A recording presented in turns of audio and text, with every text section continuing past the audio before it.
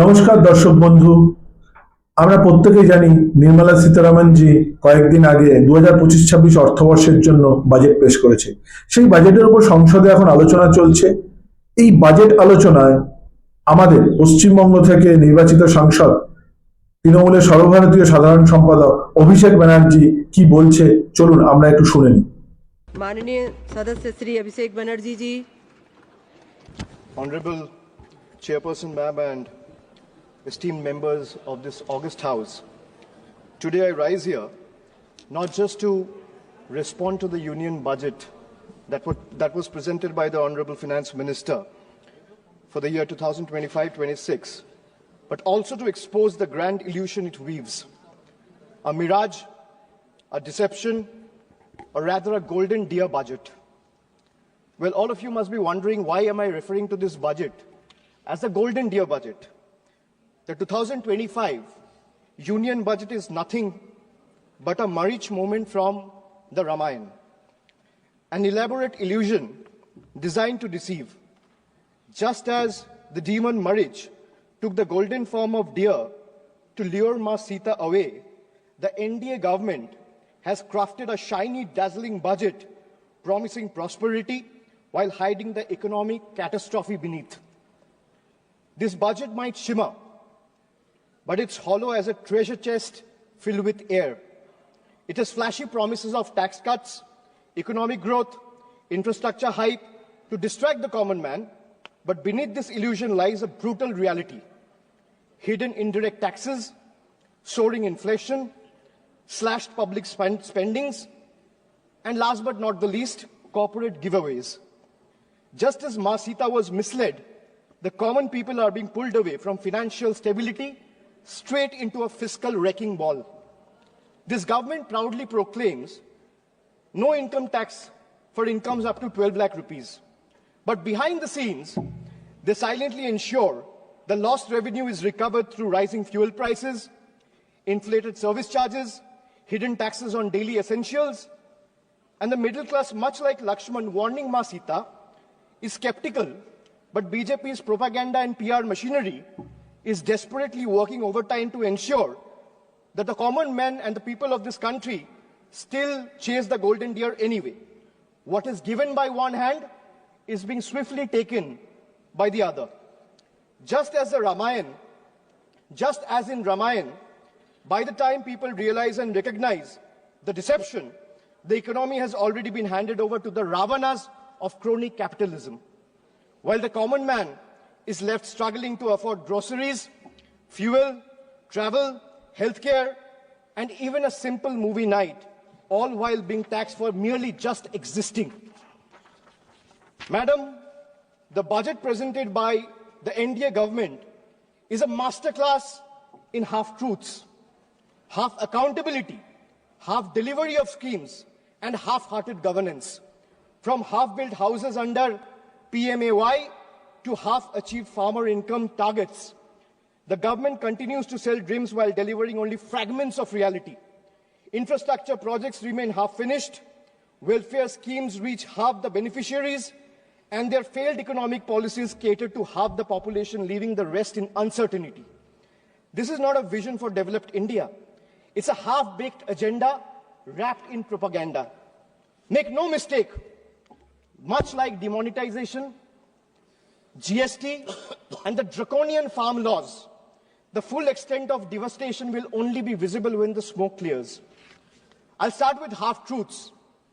So the NDA government in Maharashtra launched the Ladki Behan. Ma'am, the NDA government in Maharashtra launched the Ladki Behan DBT scheme for women in Maharashtra just before the assembly elections last year to use it as a political bait. Now with the elections over, they have conveniently started scrutinizing beneficiaries, thus removing 60 lakh women from the scheme. This is yet another jumla running deep in your veins, and people see through this betrayal and they are watching. Another betrayal, ma'am. Before the elections, the government promised a legal guarantee for MSP. After the election, the promise have disappeared without a trace. Madam Finance Minister is here and I'm glad she's present in the House. She in her speech mentioned that And she began her speech with a flourish on agricultural growth. But when it came to MSP, the one demand that every farmer of this country has raised, there was only silence. No legal guarantee, no relief from the crippling debt. Instead of waiving farm loans, the government has increased the Kisan credit limit, which essentially means handing farmers more debt than relief. Since 2014, and whatever data I'm quoting in the House, if the chair wants, I'll lay it on the table of the House before tonight. Ma'am, since 2014, in the last 10 years, there have been 1 lakh farmer suicide. That's one suicide every hour. These aren't just numbers. They're a grim reminder of a system that abandons those who feed the nation while they conveniently feed lies to the entire country. They boasted of digital India, but conveniently ignore the dire state of our schools. While flashy slogans flood social media, the harsh reality is PM Poshan remains stagnant, leaving millions of children without nutritious food. More than 50% of the children under the age of 5 suffer from chronic malnutrition, with 17% underweight, 36% stunted, and 6% wasted. A crisis screaming for attention, and yet the budget for PM Poshan remains dejectedly inadequate, proving once again that the union government is invested more in headlines than hungry children. Another half-truth: before the elections, the NDA government or the ruling party, BJP, promised LPG cylinders for all. But in reality, 1.2 crore households, I repeat the figure, 1.2 crore households could not afford even a single refill in 2022-23 because of their exorbitant price hikes. This is not upliftment. This is abandonment. When people have to choose between a meal and a refill, their promise is nothing but a cruel joke. In 2019, the cabinet approved 8,574 crore for the census. Yet in 2025, today, even after 5 years, only 570 crore has been allocated in this year's budget. 5 years late and still counting. And this is not happening this year either. But why does this matter? Why am I talking about census? Because without a census, every policy, every income tax slab revision, and every economic projection is simply and just a blind projection and a blind gamble. The Nari Shakti Vandan Adhiniyam, Women Reservation Act, which was passed by calling a special session 18 months back in 2023, can't be implemented as its rollout depends on the completion of the next census and subsequent delimitation. Both are yet to be scheduled. The government seems to prefer running the country on guesstimates and propaganda rather than real data, because facts expose their failures and they would rather keep the nation in the dark. As we look at the economic policies of the NDA government, one cannot help but see a pattern. And what is the pattern? Ma'am, the pattern is of or if I am to say, it resembles the tale of a reverse Robin Hood. What is a reverse Robin Hood? We know the story of Robin Hood, taking from the rich and giving to the poor. BJP has mastered the art of taking from the poor and giving it to the wealthy elite. So reverse Robin Hood. For instance, I'll give you an example. For instance, the waiving of corporate loans worth thousands of crores using taxpayers' money, while poor farmers struggling with small debts are left to suffer. The government claims to have no money to increase subsidies on essential commodities, yet it slashes corporate tax rates, giving billionaires an even bigger slice of the pie. This is not economic justice. This is economic favoritism at its worst. Then I talk about, or rather I'll come to half federalism. You know, all the members sitting in this house have never heard of this phrase. This is a phrase that I've coined. Half federalism. Why I say half federalism? I'll give you another example just to understand it better. Madam, in Bihar, BJP's ally Janata Dal United or JDU have 12 seats. That means BJP has 12 MPs in Bihar. And in Bengal, BJP has 12 MPs. BJP is in power in Bihar and BJP is not in power in Bengal. So Bihar gets bonanza, Bengal gets blockade. This is half federalism. Madam, not a single meaningful financial allocation has been made for the state of Bengal. This is a Bangla Birodhi budget. 1.7 lakh crore is still due to the state of West Bengal under various heads. This is a deliberate financial blockade, a calculated move to stifle Bengal's growth, prosperity and development. West Bengal spending due on Manrega to the tune of 7,000 crore still remains unpaid, depriving 59 lakh poor workers. The state has launched Karmashri scheme for providing employment opportunities to job card holders, paying 51 lakh workers from its own funds. The central government has not cleared 8,140 crores in housing dues for rural Bengal under Pradhan Mantri Awas Yojana, depriving 12 lakh beneficiaries. The state government launched the Banglar Bari project last year in the month of December, providing housing to 12 lakh beneficiaries entirely from the state's own funds. Why am I giving you these facts? Because all of you, especially the members sitting in the treasury benches, must know, even though you have deprived West Bengal, the state continues to stand tall as a true testament, an example of Atma Nirbharata, where the mind is without fear, where the head is held high. Chitto jeta bhoy shunno, uchcho jeta shir. While the center withhold funds and play politics with the people of Bengal and their livelihoods, Bengal refuses to beg. We build, we provide, we progress, we grow with or without their support. Bengal has more than doubled its export in the last 10 years. 57 lakh new MSMEs have been added, employing over 1 crore people. Bengal's handloom industry employs over 5 lakh workers, which is the second highest in the country. The state's broadband policy, formulated in 2020, resulted in investment of 7,500 crore in the telecom sector alone. Almost 3 lakh direct employment has been generated in IT companies. Bengal has over 88 lakh MSMEs, which is the second highest in the country.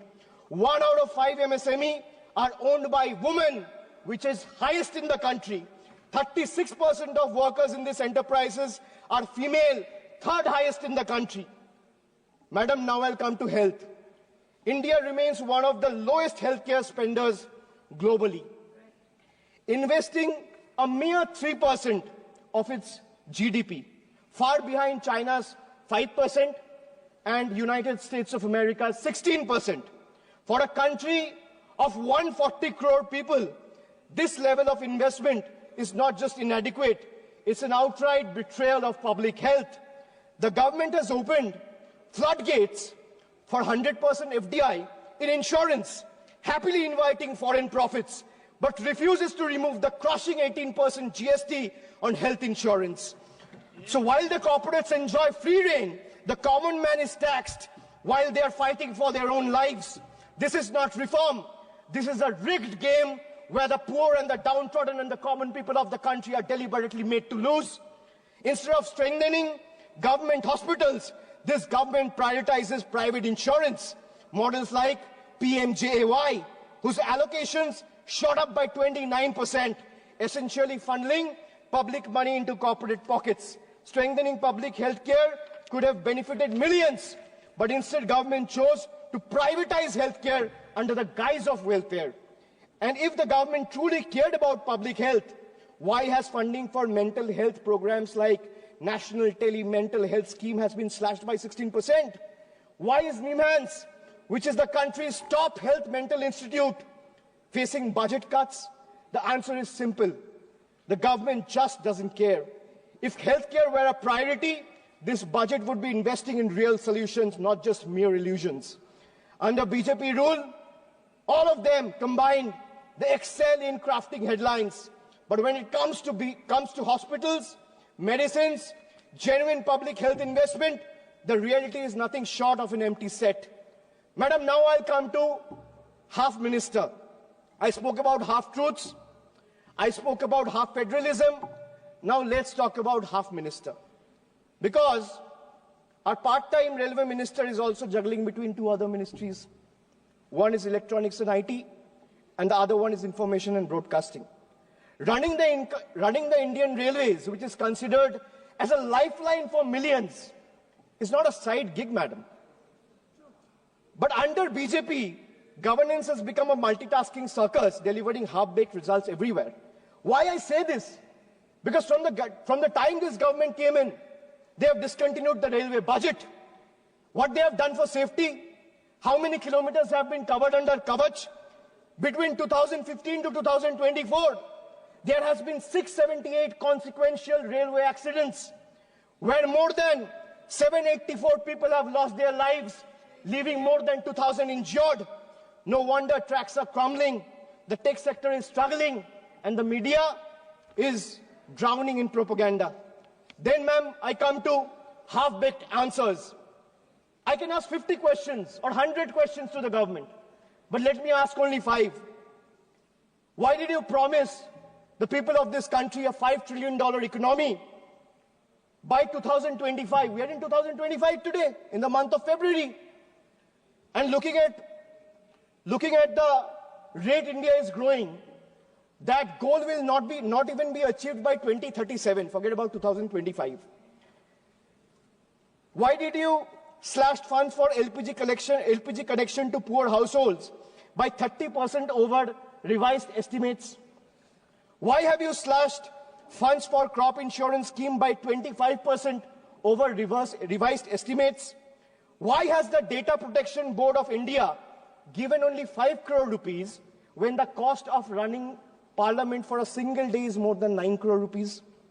Why has the budget allocation for minority affairs have been slashed by 57%, decreasing significantly from 1,575 crores in 24-25 to 678 crores in 25-26. These are hard facts. These are data. Ma'am, now I come to half accountability. After half truths, after half federalism, after half minister, after half-baked answers, I come to half accountability. A government is expected to be 100% accountable. But this coalition government believes in half accountability. You all must be wondering, where is the other 50%?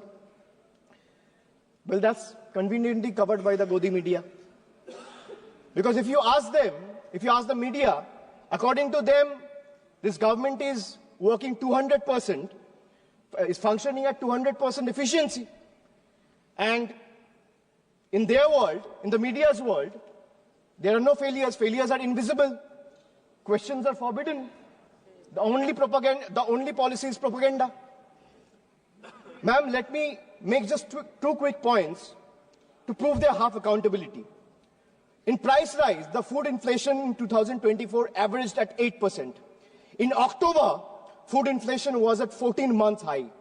The bottom 5% spends 66 rupees a day, while the cost of 2 veg thalis exceeds 150 rupees. Household savings have dipped to a 50-year low. In case of unemployment, youth unemployment is at a staggering 45%. 3 out of 10 graduates today are unemployed. Under PMKVY, only 18% of the trained candidates were placed. Over 90% of the workforce employed in the informal sector lack job security and benefits. Madam, now I'll come to half delivery. Now let me present before you a few examples of half delivered services. Time and again, this government has misled the people, making tall claims, but has failed to deliver where it truly matters. I'll start with Beti Bachao, Beti Padhao. Launched with much hype and fanfare to promote girl child education and welfare, yet over 80% of the scheme's budget was spent on publicity rather than spending it on the actual benefit for girls. Then I come to Jan Dhan Yojana, bank accounts without bank services. Under the Jan Dhan Yojana, 54.66 crore. That means 50 crore, 54 crore, 66 lakh accounts were opened. But 11 crore, 58 lakh accounts remains inoperative. And out of this 54 crore accounts, 33 crore, 67 lakh accounts have balance less than 1,000 rupees. This is a perfect example of financial inclusion in paper, but financial struggle in reality. Ma'am, they spoke about doubling farmers' income, a forgotten promise. They promised to double the farmers' income by 2022. We are in 2025. But today, farmers are drowning in debt, facing stagnant crop prices, rising input costs, and no legal MSP guarantee. Pradhan Mantri Fasal Bima Yojana benefit insurance companies more than the farmers. Smart Cities Mission, hype versus reality. They promised over 100 smart cities, but most projects today remain on paper or are rather incomplete. Basic infrastructure in many towns are crumbling while funds remain underutilized or diverted to beautification projects.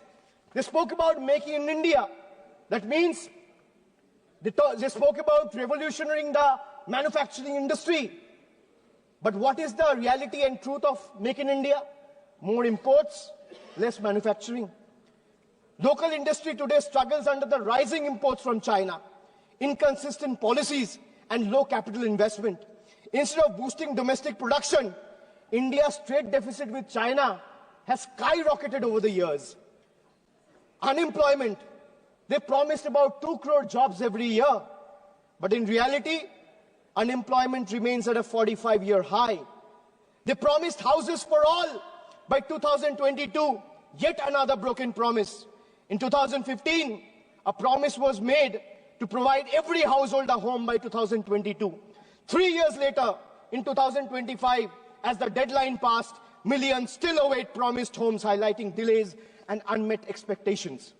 Pattern, if you look at the pattern, big announcement and half execution, or rather zero execution. From infrastructure to education, health to employment, BJP's governance is a pattern of half delivery. Grand promises, incomplete execution, and shifting blame when failures are exposed. This budget is like when I went through the budget, I was here when Madam Finance Minister presented the budget, but later I went through the budget document. Ma'am, all I realized is this budget is like those promises where you promise free meals, but charges exorbitantly for, giving a chair to sit, free water, service. So this budget is like a buffet that promises free meal, but charges exorbitantly for water, service, and cutlery.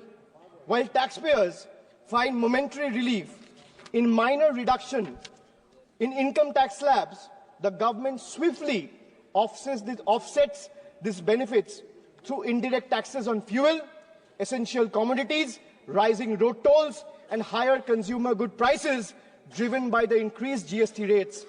It's evident that these reliefs are nothing more than a mere illusion. Much like the Jio's once free data plans, attracting millions of users at a time, and then they raised the tariff sharply, which now comes monthly at a hefty price tag. The government claims to provide relief, but the reality for the middle class tells a different story. Let me give you another small example, and these are real examples. The government claims of an 80,000 tax benefit for an individual whose income is 12 lakh rupees annually. But it's nothing but a misleading farce. They thumb their chest about relief while simultaneously bleeding the common taxpayer dry through GST and unchecked inflation. A taxpayer in this income bracket, that means someone who is earning 12 lakh rupees annually, spends on essential categories like food, housing, education, healthcare, railway travel, air travel, transport, recreation, and each of these are subjected to steep GST rates under NDA's failed economic policies. The result, if you do a quick calculation, you will see that someone earning 12 lakh rupees ends up inadvertently paying 98,000 in GST. So the illusion of 80,000 tax benefit that BJP is desperately trying to sell, in reality is snatched away from GST alone. That means someone earning 12 lakh rupees is inadvertently having to pay 98,000 rupees on the account of GST alone. Then you have surcharges, you have cess, you have toll tax, you have many other tax. You have STT, security tax.